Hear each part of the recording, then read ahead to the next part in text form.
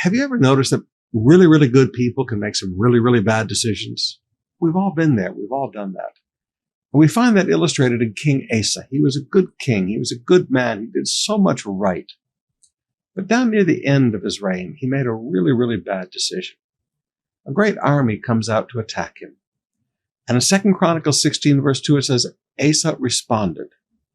He didn't respond by prayer. He didn't respond by calling a fast. He didn't respond by seeking God. He responded by removing the silver and gold from the treasuries of the temple of God. He took money that was supposed to be used for the work of God and the royal palace. So he stripped the wealth out of the royal palace. He stripped the wealth out of the temple. And he sent it to King Ben-Hadad of Aram, who was ruling in Damascus, along with this message. And he asked for his help. He responded with money rather than responding with faith.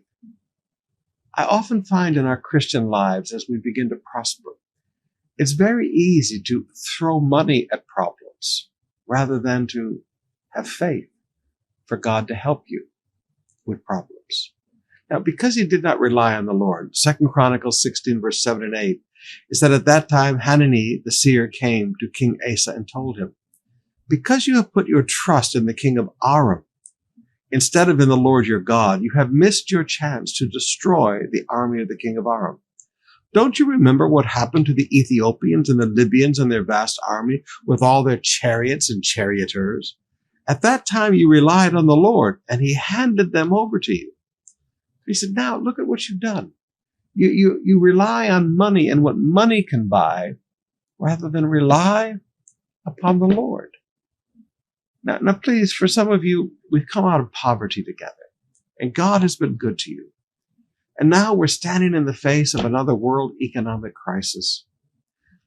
But now you come at it from prosperity. Before, forgive me, all we had was our faith.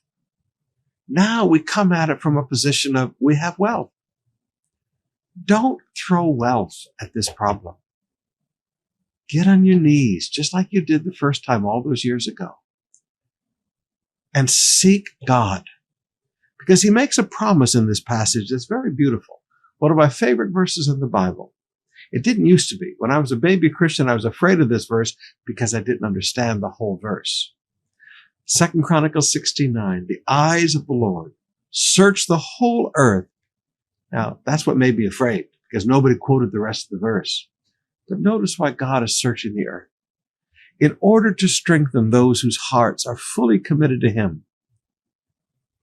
To search the earth, to strengthen those whose hearts are fully committed to him. And then he says, what a fool you have been. He said, you've lost this opportunity because you trusted in what money can do rather than trusting God. He said, from now on, you'll be at war. Beloved, may I humbly beg of you, as you face this economic crisis as a businessman, as a businesswoman, as a professional, don't face this crisis from a position of strength. Well, I have money now. Face this crisis the same way you did all those years ago. In faith, trusting God to strengthen you and to help you.